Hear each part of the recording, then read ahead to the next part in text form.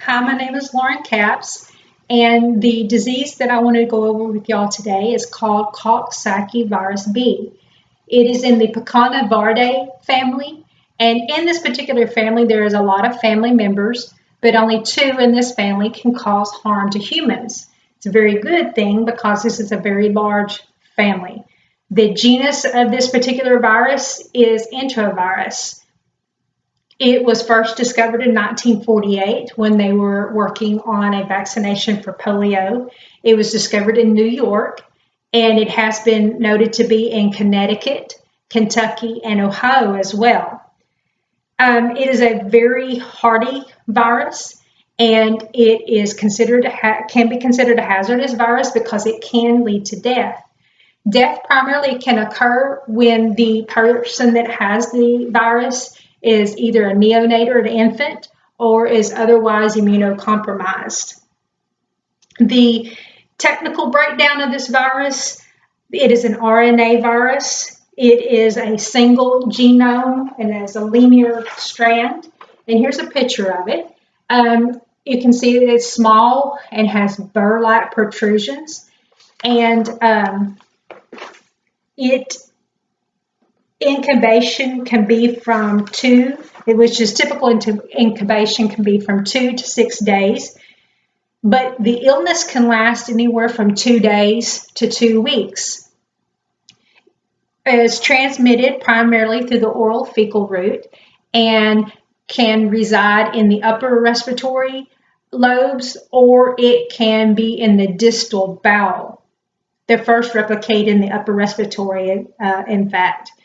It's found to be present in the respiratory secretions up to 3 weeks after infection and is noted to be in the feces 8 weeks after infection. It interferes with normal day-to-day function as it can cause inflammation in the heart. It can cause myocarditis, which is inflammation of the heart muscles. It can cause pericarditis, which is inflammation of the heart lining. If this is left untreated or undiagnosed, it can further advance to a pericardial effusion. It also can affect the fibrous tissues and the muscles, and this can cause a lot of pain and discomfort as well. The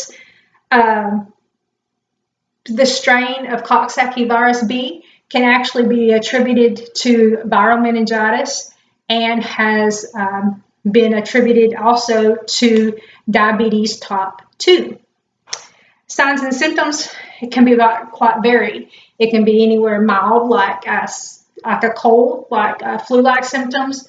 It can advance all the way to where there's pericardial effusion, where it feels like your chest is going to burst. With young adults, when there's myocarditis, they feel like they're going to have a heart attack, except fever is present. And when there's GI involvement, there's nausea, vomiting, and diarrhea. There is also, when the fibrous tissues that we previously mentioned are affected, the inflammation cause what the textbook calls the devil's grip, which is a gripping sensation, a hard, rigorous, vigorous pain. If the population that is most at risk for this are patients or people that are infants or that do not have good access to health care. It is found in developing countries that don't have adequate water supply or contaminated water. Has a worldwide distributed,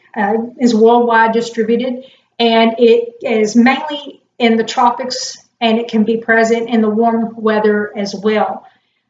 It is noted to be in the Western Pacific, and in the United Kingdom, it regularly shuts down daycares and schools because of an outbreak or an epidemic. And when some of the research that I've done said that the adults in the United Kingdom are immune to this virus. As with most viruses, this particular virus is highly contagious. The significance on the community is that that it can cause, when patients are ill and they close down the schools, it can impact a parent's way to get to work because they have to take care of their child. I also noted that 25% of all neonates, and let's talk about in the United States, 25% of all neonatal infections of the intestines can be attributed to Coxsackie virus B. Some preventions that we can do. There's really no treatment because there's no vaccination, but preventions that we can do is good hand washing, education on not sharing utensils, and of course, if you're ill, stay home, don't go to work, stay out of school. A treatment that I've noted for medicines, there's really not any medication to treat this disease, but if the heart's involved and there's heart inflammation, you can be given anti-inflammatories, and you can be given a beta blocker, which helps the heart relax and function better, and you can get an ACE inhibitor, which does the same. Example of a beta blocker is Toprol. An example of ACE inhibitor would be Lisinopril. And of course, they mention anti-inflammatories to reduce some of the fibrous tissue or fibrous muscle inflammation as well. A treatment plan that does not include any type of medicine, as with most viruses, stay at home, increase fluid, wash your hands, a diet high in fiber or a diet high in vegetables and low in fats. And if the children is sick, they need to stay home from school as recommended by the physician. A prevention plan that's not really in place yet should be better promoted sanitation of water in areas that this can be a factor in. Also, education on sanitation. Teach your kids not to share utensils. Teach your kids not to drink after somebody. Frequent hand washing. And they mentioned that something, if you go swimming in a common area, you need to take a shower afterwards. And also, third would be a development of vaccine. And in my study of this disease, they said that the most recent breakthroughs for a vaccination was in China because of a recent outbreak that had fatalities. Thank you so much for your time.